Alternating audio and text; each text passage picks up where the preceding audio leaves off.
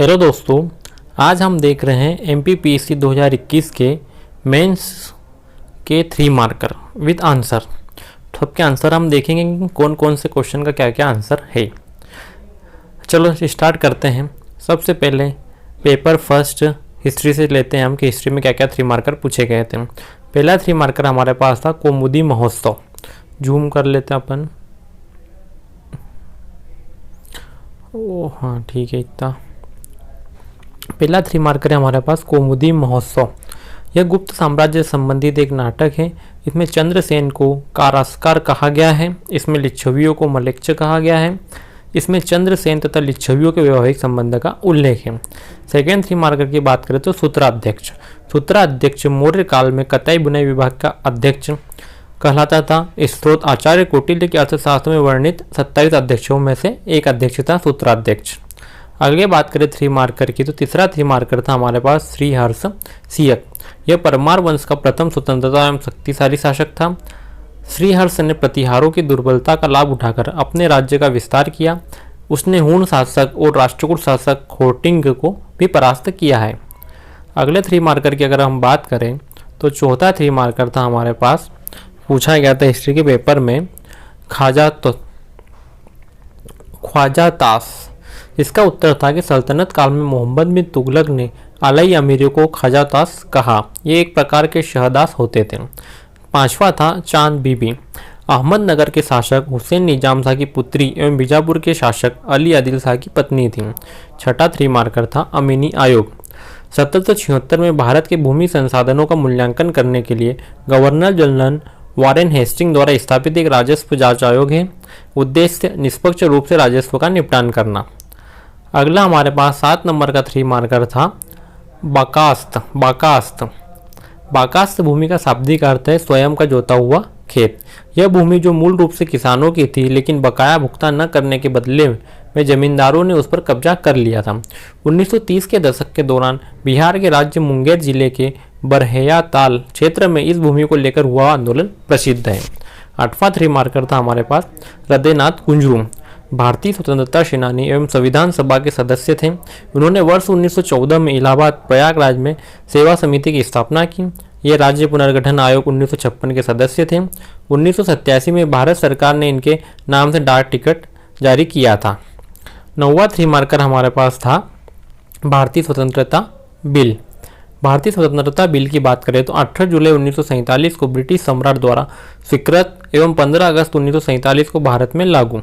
प्रावधान, ब्रिटिश शासन का अंत, भारत पाकिस्तान 2 डोमिनियन होंगे। अंतरिम शासन, 1935 के अधिनियम द्वारा वायसराय पद की समाप्ति। 10वां हमारे पास 3 मार्कर था कर्मवीर। यह हिंदी भाषा की सुप्रसिद्ध साप्ताहिक पत्रिका थी। पत्रकारिता के पितृ पुरुष माधवराव सप्रे की प्रेरणा से इसका प्रथम प्रकाशन वर्ष 1920 को जबलपुर से हुआ था। प्रकाशन स्थल खंडवा, माखनलाल चतुर्वेदी के समय। संपादक कौन थे? माखनलाल चतुर्वेदी, कर्मवीर पत्रिका के। अगला हमारे पास 3 मार्कर था माचा। यह मालवांचल की विख्यात लोकनाट्य है। इसे मध्य प्रदेश द्वारा राजकीय नाट्य घोषित किया गया है। मंचन वर्षा ऋतु को छोड़कर वर्ष भर रात्रि के प्रथम पहर में चलता है।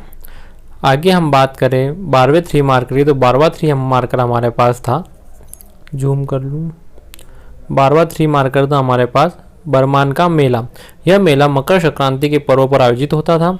यह 13 दिवसीय मेला है। यह गाडरवाड़ा नरसिंहपुर में नर्मदा नदी के किनारे लगता था। आगे बात करें पेपर फर्स्ट के पार्ट ए में पूछे गए 3 मार्कर की तो 13 नंबर का 3 मार्कर जो हमारे पास था वो था जेजाक भुक्ति। गुर्जर प्रतिहार वंश के बुंदेलखंड क्षेत्रीय सामंत चंदेल या जेजाक भुक्त कहलाते हैं। इस वंश का संस्थापक नन्नुक तथा राजधानी खजुराहो थी, जिसे कालांतर में कालिंजर में स्थानांतरित कर दिया गया था। चंदेल शासक जेजा के नाम पर जेजाक भुक्ति कहलाया गया। चंदेल शासक जेजा के नाम पर जेजाक भुक्ति क्षेत्र को कहा गया। 14वां 3 मार्कर था तुकोजीराव तृतीय होलकर। तुकोजीराव होलकर तृतीय शिवाजी होलकर के पुत्र थे। इन्होंने इंदौर में 6 रोगियों के लिए अस्पताल का निर्माण करवाया। विधवा विवाह एवं सिविल मैरिज एक्ट इनके शासन में पारित हुआ था। इन्होंने किसानों के कल्याण हेतु रैयतवाड़ी व्यवस्था लागू की। 15वें 3 मार्कर की अगर बात करें तो 15वां था दोस्त मोहम्मद खान। दोस्त मोहम्मद खान ने 1723 में भोपाल रियासत की स्थापना की। ये प्रारंभ में औरंगजेब की सेना में शामिल था। इन्होंने भोपाल में फतेहगढ़ किले का निर्माण करवाया।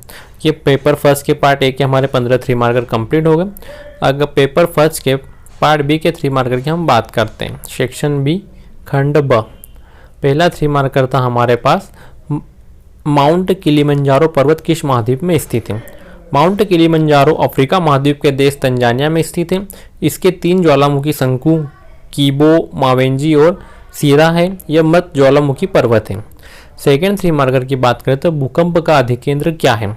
पृथ्वी की सतह के ऊपर स्थित वह स्थान जहां भूकंपी तरंगें सर्वप्रथम पहुंचती है भूकंप का अधिकेंद्र कहलाता है। एवं पृथ्वी की सतह के नीचे का स्थान जहां भूकंप का केंद्र स्थित होता है हाइपोसेंटर कहलाता है। भूकंप का अधिकेंद्र की बात करें तो पृथ्वी की सतह के ऊपर स्थित, पृथ्वी अगर भूकंप का केंद्र है तो यह अधिकेंद्र सबसे ऊपर जहाँ पृथ्वी की सतह पर सबसे पहले भूकंप पहुंचता है। अगला क्वेश्चन था हमारे पास, टॉर्नेडो क्या है और मुख्यतः किन देशों में पाए जाते हैं। टॉर्नेडो की बात करें तो टॉर्नेडो या बवंडर एक उष्णकटिबंधीय स्थलीय चक्रवात है। मध्य अक्षांशीय क्षेत्रों, उत्तरी और दक्षिणी अमेरिका इनकी आवृत्ति अधिक होती है। टॉर्नेडो का क्रम को प्रभावित करता है किंतु इसकी हवा की गति 300 किलोमीटर प्रति घंटे से अधिक होती है। अगला है 3 मार्कर, मालवा के पठार का विस्तृत क्षेत्र समतल क्यों है। मालवा के पठार का निर्माण बेसाल्ट लावा के दरारी उद्भेदन के पश्चात परतदार निक्षेपण से हुआ है, अतः इसकी तीव्र ढाल का अभाव है और यह प्राय समतल है। बराक नदी भारत के इन 2 राज्यों की प्रमुख नदी है। बराक नदी की बात करें, बराक नदी भारत के मणिपुर, नागालैंड, मिजोरम राज्यों की प्रमुख नदी है। इसकी कुल लंबाई 900 किलोमीटर है। बराक नदी को बांग्लादेश में सुरमा नदी के नाम से भी जाना जाता है। एल नीनो क्या है। एल नीनो का शाब्दिक अर्थ है बालक ईशा। यह एक जटिल वैश्विक समुद्री वायुमंडलीय जलवायु तंत्र है जो अल नीनो दक्षिणी दोलन चक्र की उष्ण अवस्था है। यह कुछ वर्षों के अंतराल पर पेरू तट पर पूर्व उष्णकटिबंधीय प्रशांत महासागरीय सतह पर घटित होता है। अगले 3 मार्कर की हम बात करें तो 7वां 3 मार्कर हमारे पास था कि नर्मदा नदी को मध्य प्रदेश की जीवन रेखा क्यों कहा जाता है। नर्मदा नदी मध्य प्रदेश के दूसरे सबसे बड़े भौतिक विभाग का निर्माण करती है। मध्य प्रदेश की अधिकांश जनसंख्या पेयजल के लिए नर्मदा नदी पर निर्भर है, इसलिए इसे मध्य प्रदेश की जीवन रेखा कहा जाता है। अगले 3 मार्कर की बात करें तो वनों की दृष्टि से मध्य प्रदेश कौन सा भौतिक क्षेत्र सर्वाधिक विस्तृत एवं महत्वपूर्ण है। मध्य प्रदेश में सतपुड़ा मैकाल श्रेणी के अंतर्गत बालाघाट, मध्य प्रदेश के सर्वाधिक वन सिवनी और छिंदवाड़ा में वनों का विस्तार पाया जाता है। अगले 3 मार्कर की अगर बात करें तो प्रश्न था हमारे पास, मध्य प्रदेश का बालाघाट जिला देश में किन खनिज भंडार के लिए प्रसिद्ध है। बालाघाट मैग्नीज भंडार हेतु प्रसिद्ध है। यहाँ स्थित भरवेली एशिया की सबसे बड़ी मैग्नीज खदान है। जलीय चक्र की बात करें, अगला 3 मार्कर हमारे पास है, जलीय चक्र क्या है। जलीय चक्र से आशय पृथ्वी के स्थल मंडल, जल मंडल तथा वायुमंडल के मध्य जल के चक्रीय प्रवाह से है। इसमें जल के विभिन्न स्रोतों से जीवों के बीच जल का आदान प्रदान भी शामिल है। जल संसाधन प्रबंधन क्या है। जल संसाधन प्रबंधन का तात्पर्य जल के अनुकूलतम प्रयोग से है ताकि जल की मांग और आपूर्ति के अंतराल को कम किया जा सके। 12 नंबर पर 3 मार्कर था हमारे पास, प्रायद्वीपीय भारत में 1950 के बाद आए 2 बड़े भूकंपों के नाम राज्य, स्थान, वर्ष सहित लिखिए। प्रायद्वीपीय भारत में 1950 के बाद आए 2 बड़े भूकंपों के नाम राज्य, स्थान और वर्ष निम्न है। लातूर भूकंप महाराष्ट्र 1993, कच्छ भूकंप गुजरात 2001। सुदूर संवेदन से क्या अभिप्राय है। किसी दूरस्थ पिंड के भौतिक संपर्क के बिना उससे प्राप्त विकिरण के आधार पर पिंड के भौतिक एवं रासायनिक गुणों को ज्ञात करना सुदूर संवेदन कहलाता है। GIS में वेक्टर की डेटा परिभाषा लिखिए। 14वां था हमारे पास 3 मार्कर, GIS में वेक्टर डेटा की परिभाषा लिखिए। वेक्टर डेटा GIS में आंकड़ों को प्रदर्शित करने की एक विधि है। इसके 3 प्रकार हैं, लाइन, बहुभुज एवं पॉइंट। लाइन का उपयोग 2 क्षेत्रों के मध्य की दूरी प्रदर्शित करने, बहुभुज का उपयोग क्षेत्रफल व परिमाप ज्ञात करने तथा बिंदुओं का उपयोग स्वतंत्र आंकड़ों को प्रदर्शित करने के लिए किया जाता है। अगला 3 मार्कर था हमारे पास, वैश्विक स्थान निर्धारण। वैश्विक स्थान निर्धारण प्रणाली GPS क्या है। वैश्विक स्थान निर्धारण प्रणाली अमेरिका की वैश्विक उपग्रह आधारित नौवहन प्रणाली है। इसके कुल उपग्रहों की संख्या 32 है। यह मध्य भूकक्षा में स्थापित है। यह 60 के दशक में सैन्य प्रयोग हेतु विकसित तथा वर्ष 1994 में नागरिक अनुप्रयोगों के लिए उपलब्ध हुई। ये हमारे पेपर फर्स्ट के 3 मार्कर कंप्लीट हिस्ट्री एवं जियोग्राफी। अब पेपर सेकंड के 3 मार्कर की हम बात करते हैं। सामान्य अध्ययन प्रश्न पत्र सेकंड 2021। पहला 3 मार्कर हमारे पास था भारतीय संविधान की प्रस्तावना के 5 अवयव लिखिए। संविधान की प्रस्तावना के 5 अवयव निम्न हैं: न्याय, सामाजिक, आर्थिक, राजनीतिक, क्षमता, राष्ट्र की एकता, अखंडता एवं बंधुत्व, स्वतंत्रता, व्यक्ति की गरिमा। सेकेंड 3 मार्कर था भारतीय संविधान में वर्णित स्वतंत्रता के 4 पक्ष लिखिए। भारतीय संविधान में वर्णित स्वतंत्रता के पक्ष निम्न हैं: विचार की स्वतंत्रता, विश्वास की स्वतंत्रता, उपासना की स्वतंत्रता, अभिव्यक्ति की स्वतंत्रता और धर्म की स्वतंत्रता। आगे बात करें तो थर्ड 3 मार्कर हमारे पास था राज्य के नीति निर्देशक सिद्धांतों का मूल हेतु औचित्य स्पष्ट कीजिए। अनुच्छेद 36(51) में वर्णित राज्य के नीति निर्देशक सिद्धांतों का मूल हेतु राज्य में लोक कल्याण की अभिवृद्धि के लिए सामाजिक और आर्थिक लोकतंत्र की स्थापना करना है। अगला 3 मार्कर था हमारे पास संघ लोक सेवा आयोग द्वारा भर्ती के कोई 2 तरीके लिखिए। संघ लोक सेवा आयोग द्वारा भर्ती के 2 तरीके निम्नलिखित हैं। प्रत्यक्ष भर्ती में लोक सेवा में खाली पदों हेतु उपयुक्त और योग्य प्रत्याशियों को प्रारंभिक मुख्य परीक्षा एवं साक्षात्कार द्वारा चयनित किया जाता है। अप्रत्यक्ष भर्ती में खाली पदों को उन उपयुक्त और अनुभवी प्रत्याशियों से भरा जाता है जो पहले से ही सरकारी सेवा में है। इसके अतिरिक्त लेटरल एंट्री द्वारा भी भर्ती की जाती है। अगले 3 मार्कर की बात करें तो नीति आयोग की गतिविधियों की 2 प्रमुख श्रेणियां क्या हैं। नीति आयोग की गतिविधियों की 2 प्रमुख श्रेणियां निम्न हैं: राज्यों और केंद्रों के बीच इंटरफेस का कार्य करना, थिंक टैंक की भांति कार्य करना। मतदान व्यवहार के 4 निर्धारक कारक लिखिए।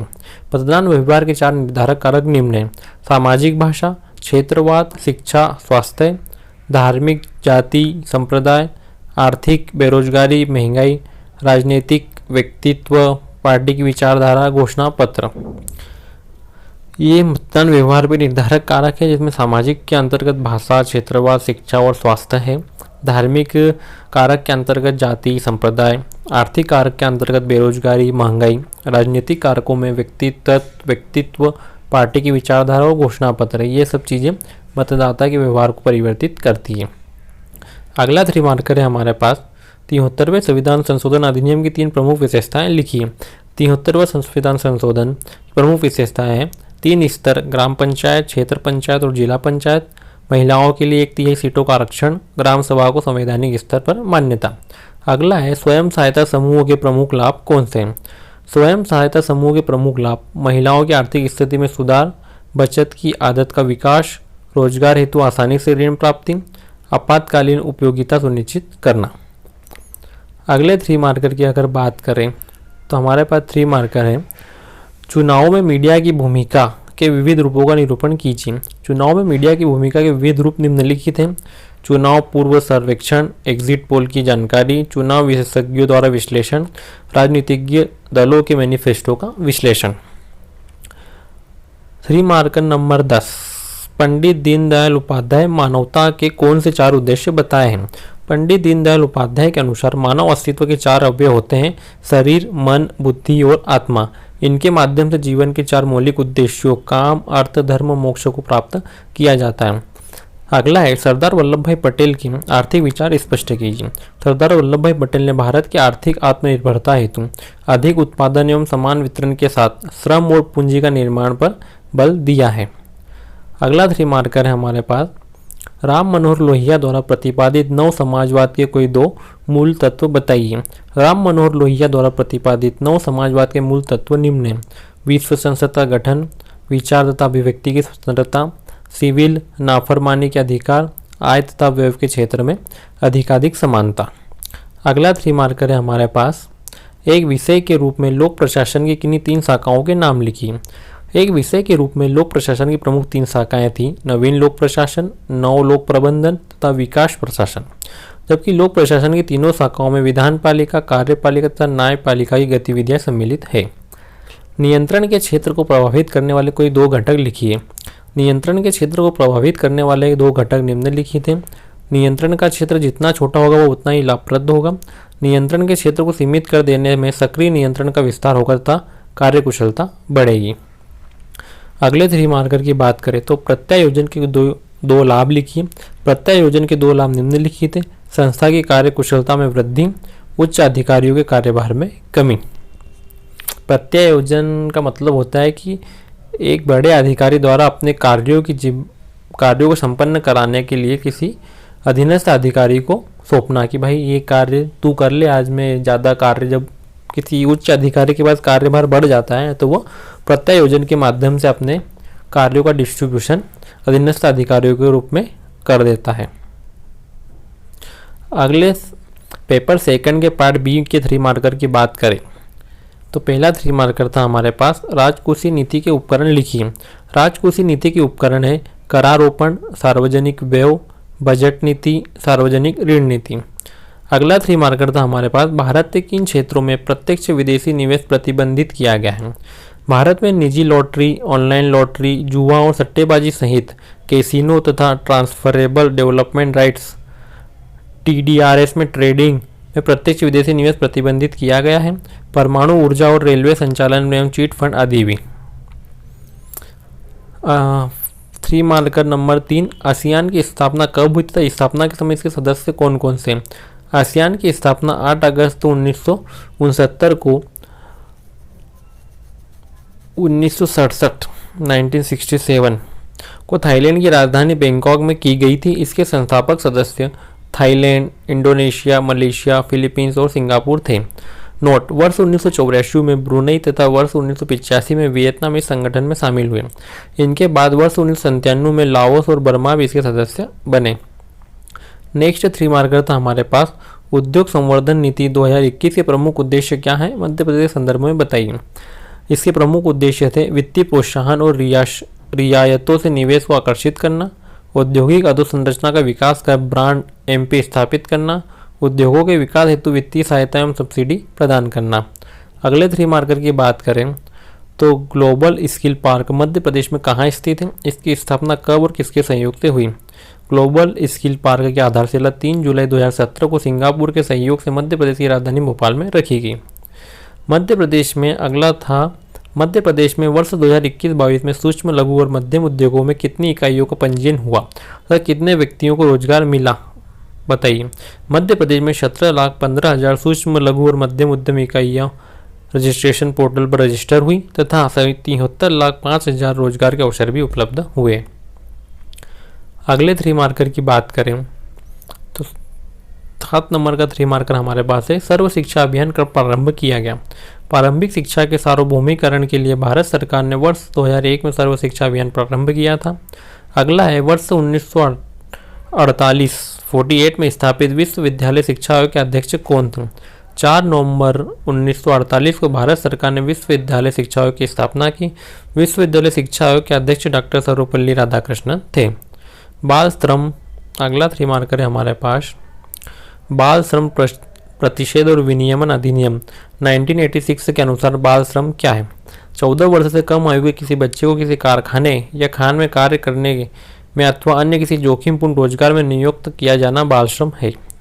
अगला 3 मार्कर है हमारे पास जन्म से पूर्व कौन कौन से संस्कार मनाए जाते हैं। जन्म से पूर्व निम्न संस्कार मनाए जाते हैं: गर्भाधान संस्कार, गर्भाधारण, पुंसवन संस्कार, पुत्र प्राप्ति हेतु, सीमांतोन्नयन संस्कार, गर्भ की शुद्धि। अगला 3 मार्कर है हमारे पास पुरुषार्थों के नाम लिखिए। पुरुषार्थों के नाम लिखिए। मनुष्य के लिए 4 पुरुषार्थों का निर्धारण किया गया है: धर्म, अर्थ, काम, मोक्ष। इन्हें पुरुषार्थ चतुष्टय भी कहते हैं। अगला 3 मार्कर है सही क्रम में आश्रमों के नाम लिखिए। आश्रमों की संख्या 4 बताई गई है। पहला आश्रम ब्रह्मचर्य आश्रम, दूसरा गृहस्थ, तीसरा संन्यास और चौथा वानप्रस्थ आश्रम है। अगले 3 मार्कर की बात करें तो कस्तूरबा गांधी बालिका विद्यालय का उद्देश्य है। कस्तूरबा गांधी बालिका विद्यालय का मुख्य उद्देश्य विषम परिस्थितियों में जीवन यापन करने वाली अभिवंचित वर्ग की बालिकाओं के लिए आवासीय विद्यालय के माध्यम से गुणवत्ता युक्त प्रारंभिक शिक्षा उपलब्ध कराना। अगला 3 मार्कर है हमारे पास मध्य प्रदेश के पश्चिमी क्षेत्र की प्रमुख जनजाति तथा उसकी उप जनजातियों के नाम लिखिए। मध्य प्रदेश के पश्चिमी क्षेत्र में भील जनजाति प्रमुख है। इसकी उप शाखाएं भिलाला, पटलिया, बारेला और रायड़ा है। मध्याह्न भोजन योजना के लिए कौन सा मंत्रालय उत्तरदायी है। मध्याह्न भोजन योजना शिक्षा मंत्रालय के अंतर्गत एक केंद्र प्रायोजित योजना है। इसकी शुरुआत 1995 में की गई थी। ये हमारे पास पेपर 2 के 3 मार्कर कंप्लीट हो गए। पेपर 3 के 3 मार्कर की अगर हम बात करें तो पहला 3 मार्कर था जो फिजिक्स से रिलेटेड था। क्वेश्चन था हमारे पास 0.6 सेंटीमीटर तरंग दैर्घ्य की एक तरंग वायु में उत्पन्न की जाती है और यह 300 मीटर प्रति सेकंड चाल से भ्रमण करती है। क्या यह श्रव्य योग्य है? अब इसमें कुछ श्रव्य योग्य का फार्मूला लगा के इसके आवृत्ति निकाली है हर्ट्ज में। अतः तरंग पराश्रव्य है क्योंकि 20 हर्ट्ज से अधिक है, क्योंकि मानव श्रव्य परास 20 हर्ट्ज से 20,000 हर्ट्ज के पीछे। इस हर्ट्ज की आवृत्ति वाली ध्वनि को मानव सुन सकता है। तो ये 50,000 है जो श्रव्य योग्य नहीं है, पराश्रव्य है। अगले 3 मार्कर की बात करें हम, क्यूरी तापमान को परिभाषित करें। क्यूरी ताप वह ताप है जिस पर उस पदार्थ का स्थायी चुंबकत्व समाप्त हो जाता है तथा केवल प्रेरित चुंबकत्व शेष रहता है। उदाहरण लोहा -770 डिग्री सेंटीग्रेड, कोबाल्ट ये हो गया।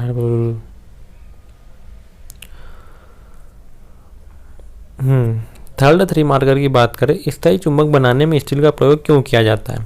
स्थायी चुंबक बनाने के लिए स्टील का उपयोग किया जाता है क्योंकि इसका चुंबकत्व तो बाहरी चुंबकीय क्षेत्र द्वारा आसानी से नष्ट नहीं होता। स्टील को चुंबकीय करने पर डोमेन अपने अक्षों के समानांतर और एक ही दिशा में होने वाले द्विध्रुवों पुनर्संरेखण के कारण अपना आकार बदल लेते हैं, जो कि स्थायी होता है। इसलिए इसका उपयोग चुंबक बनाने में किया जाता है। रासायनिक बंध क्या है?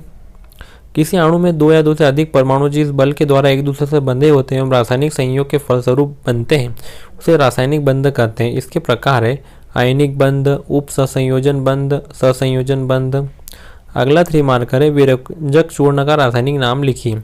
विरंजक चूर्ण का रासायनिक नाम कैल्शियम ऑक्सीक्लोराइड CaOCl2 है। उपयोग कॉटन टेक्सटाइल उद्योग में विरंजित कपड़ों को धोने के लिए, जल को सूक्ष्म जीवों से मुक्त कर रोगाणु रोधी पेयजल बनाने में।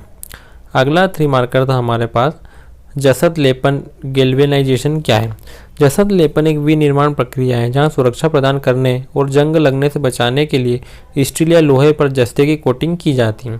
सर्वाधिक उपयोग की जाने वाली जसत लेपन विधि हॉट डीप गैल्वेनाइजिंग है।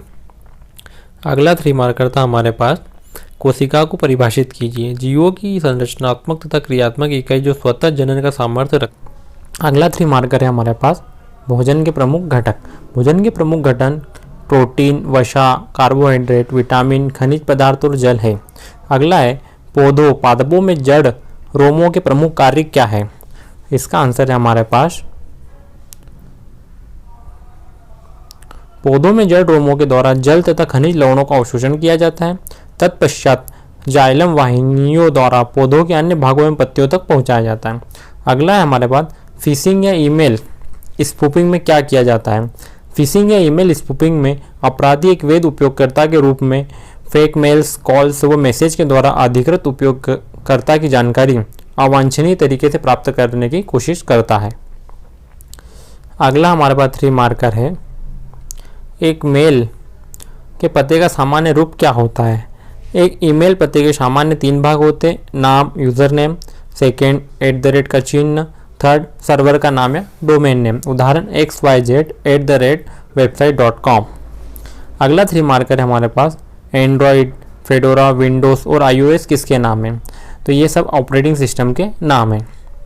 अगला हमारे पास 3 मार्कर था गणित से संबंधित एक समीकरण था x बराबर 2y को ax + by + c = 0 के रूप में लिखिए। a, b तथा c का मान ज्ञात कीजिए। तो सब प्रश्नानुसार समीकरण लिख दिया जिसमें x - 2y = 0 दिया गया था। समीकरण सेकंड में ax + by + c = 0 से तुलना करने पर a बराबर 1, b बराबर -2 और c बराबर 0। अगला 3 मार्कर भी गणित से है हमारे पास जिसमें 7√5 को 3√5 से गुणा करना जिसका आंसर है हमारे पास 105। अगला 3 मार्कर है एक वर्ग अंतराल के वर्ग चिन्ह ज्ञात करने का सूत्र क्या है? एक वर्ग अंतराल के वर्ग चिन्ह ज्ञात करने का सूत्र h बराबर L1 + L2/2। L1 बराबर उच्च सीमा, L2 बराबर निम्न सीमा।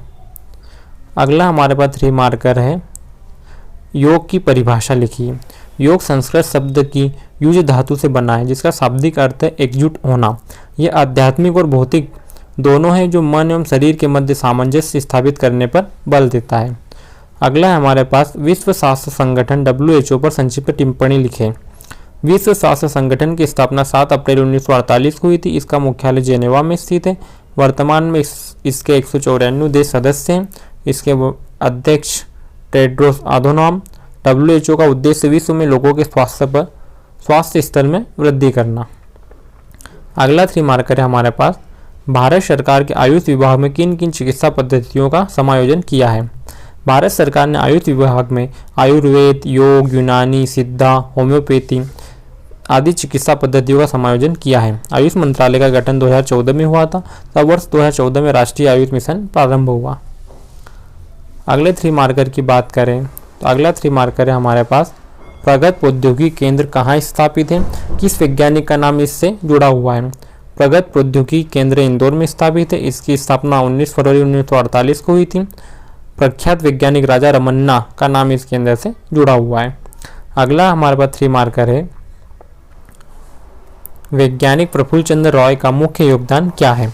प्रफुल्ल चंद्र रॉय भारत में रसायन विज्ञान के जनक, बंगाल के केमिकल्स एवं फार्मास्यूटिकल लिमिटेड के संस्थापक, एक इतिहासकार व शिक्षाविद थे। इन्होंने वर्ष 1985 में स्थिर यौगिक म्यूरस नाइट्राइड की खोज की थी। अगला 3 मार्कर है हमारे पास, भारत में रिमोट सेंसिंग का कार्य कब प्रारंभ हुआ। 1960 के दशक में भारत में रिमोट सेंसिंग का कार्य प्रारंभ हुआ। प्रोफेसर राजा पिस्रोटी को भारतीय सुदूर संवेदन का जनक माना जाता है। अगले 3 मार्कर की बात करें तो अगला 3 मार्कर है हमारे पास, COP26 शिखर सम्मेलन के अनुसार भारत कब नेट जीरो कार्बन उत्सर्जन का लक्ष्य प्राप्त करेगा। COP26 शिखर सम्मेलन के अनुसार भारत 2070 तक अपने कार्बन उत्सर्जन को शून्य करने का लक्ष्य प्राप्त कर लेगा। टेरी का विस्तृत रूप क्या है। टेरी का विस्तृत रूप the energy and resource institute है। इसकी स्थापना 1974 में की गई थी। इसका मुख्यालय नई दिल्ली में है। यह एक शोध संस्थान है जो कि ऊर्जा, पर्यावरण व सतत विकास के क्षेत्र में कार्य करता है। अगले 3 मार्कर की बात करें तो जैव ईंधन सेल क्या है। जैव ईंधन सेल में बिजली के उत्पादन के लिए जैव ईंधन का उपयोग किया जाता है। यह हरित ऊर्जा का एक स्रोत है जिसमें कार्बन की मात्रा शून्य होती है। अगले 3 मार्कर की बात करें तो पर्यावरण नैतिकता को परिभाषित कीजिए। पर्यावरण नैतिकता इस विश्वास पर आधारित है कि मनुष्य के साथ साथ पृथ्वी के जीवमंडल में निवास करने वाले विभिन्न जीव जंतु, पेड़ पौधे भी समाज का भाग हैं। इसका संबंध मानव के अतिरिक्त अन्य प्राणियों के अधिकारों से भी है। अगला 3 मार्कर है हमारे पास, पर्यावरण संरक्षण कानून के 3 नाम बताइए। पर्यावरण संरक्षण के 3 कानून, वन्य जीव सुरक्षा अधिनियम 1972, पर्यावरण संरक्षण अधिनियम 1986, वन संरक्षण अधिनियम 1980। अगले 3 मार्कर की बात करें तो अगला 3 मार्कर हमारे पास है, पर्यावरणीय मुद्दों का वर्णन कीजिए। प्रमुख पर्यावरणीय मुद्दे, जलवायु परिवर्तन, ओजोन क्षरण, वनोन्मूलन, हाइड्रोलिक फ्रैकिंग, ग्रीन हाउस प्रभाव और ग्लोबल वार्मिंग, अम्ल वर्षा, जैव विविधता में कमी। अगला 3 मार्कर है, भूविज्ञान को परिभाषित करें। भूविज्ञान वह विज्ञान है जिसमें ठोस पृथ्वी का निर्माण करने वाली सेलों तथा उन प्रक्रियाओं का अध्ययन किया जाता है जिसमें भूगर्भ, सेलों, भूपर्पटी और स्थल रूपों का विकास होता है। अगला 3 मार्कर है, पृथ्वी की अधिकतम आयु क्या है। पृथ्वी की अधिकतम आयु 4.54 अरब वर्ष है। अगला 3 मार्कर हमारे पास है, सूचकांक जीवाश्म क्या है। सूचकांक जीवाश्म वे जीवाश्म होते हैं जो व्यापक हैं परंतु थोड़े समय के लिए अस्तित्व में है। यह वैज्ञानिकों को चट्टान की परत के सापेक्ष आयु का पता लगाने और इसे अन्य चट्टानों की परतों से मिलाने में सहायता करते हैं। ये पेपर 3 के 3 मार्कर कंप्लीट। अब हम देखते पेपर 4 एथिक्स से संबंधित 3 मार्कर। एथिक्स में पहला 3 मार्कर था,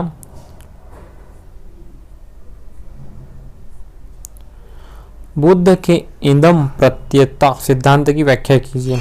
यह सिद्धांत बुद्ध के कार्य कारण सिद्धांत को संदर्भित करता है कि सभी राशियां कुछ कारणों से उत्पन्न होती है और अस्तित्व में है, जिसमें से कुछ कारण प्रत्यक्ष व कुछ कारण सहायक होते हैं। उदाहरण, एक बीज एक पौधे का प्रत्यक्ष कारण है। अगला 3 मार्कर था, प्लेटो के अनुसार कौन सा प्रत्यय समस्त प्रत्ययों को समन्वित करता है। प्लेटो के अनुसार शुभ का प्रत्यय समस्त प्रत्ययों को समन्वित करता है। अगले 3 मार्कर की बात करें तो अगला 3 मार्कर था, कौन सा यूनानी दार्शनिक ज्ञान को नैतिकता का मूल आधार मानता है? यूनानी दार्शनिक सुकरात ज्ञान को नैतिकता का मूल आधार मानते हैं। अगले 3 मार्कर की बात करें तो चौथा 3 मार्कर था हमारे पास, वह एक और ओंकार स्वरूप है, आदि पुरुष और अकाल है। यह किसका भाव है? यह भाव गुरु नानक देव जी का है। यह बोल या भाव ये हमें मुक्ति की ओर ले जाते हैं। अगला 3 मार्कर था, श्री अरविंदो की विकास प्रक्रिया के 3 अंग बताइए। श्री अरविंदो की विकास प्रक्रिया के 3 अंग निम्नलिखित हैं: आत्मिकता प्रक्रिया, आध्यात्मिक प्रक्रिया, अति मानसिकता प्रक्रिया। अगला 3 मार्कर है हमारे पास, मनोवृत्ति की परिभाषा। वस्तु, विचार या व्यक्ति के प्रति सकारात्मक या नकारात्मक मूल्यांकन या भाव की उपस्थिति मनोवृत्ति कहलाती है। इसके 3 तत्व होते हैं, संज्ञानात्मक, भावात्मक और व्यवहारात्मक। अगला 3 मार्कर है, अभिक्षमता को परिभाषित कीजिए।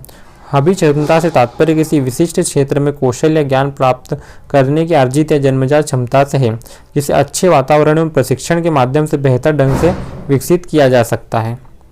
अगले 3 मार्कर की बात करें तो वो है हमारे पास, रूढ़िवादिता को परिभाषित कीजिए। रूढ़िवादिता व्यक्ति के संकीर्ण मानसिकता की पहचान है, जिसमें प्राचीन प्रथाओं की घिसी पिटी शैली के आधार पर जीवन निर्वाह की बाध्यता स्वीकार की जाती है। वर्ग सदस्यता के आधार पर अनुकूल या प्रतिकूल गुणों के निर्धारण की प्रवृत्ति ही रूढ़िवादिता कहलाती है। अगला 3 मार्कर है हमारे पास, परानुभूति को परिभाषित कीजिए।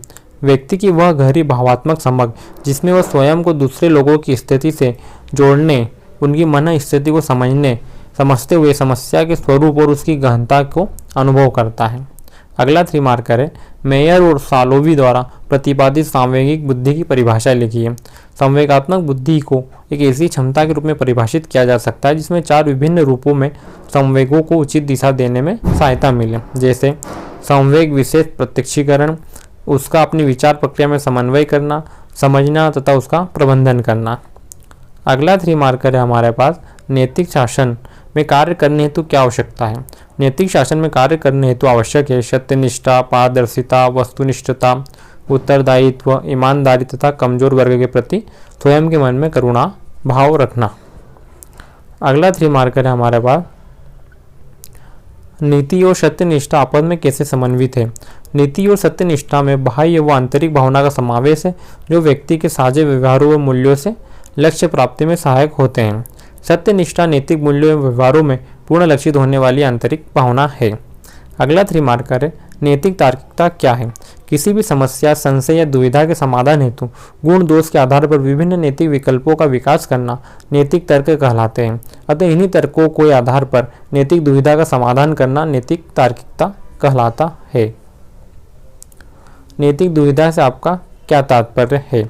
नैतिक दुविधा एक मानसिक द्वंद्व की स्थिति है जिसमें किसी व्यक्ति को 2 या 2 से अधिक विकल्पों में से किसी एक का चयन करना अनिवार्य होता है और उनके पास प्रत्येक विकल्प का समर्थन करने वाले नैतिक कारण भी हो सकते हैं। अगला है, कंसाइंस अंतःकरण शब्द की उत्पत्ति कहाँ से हुई है?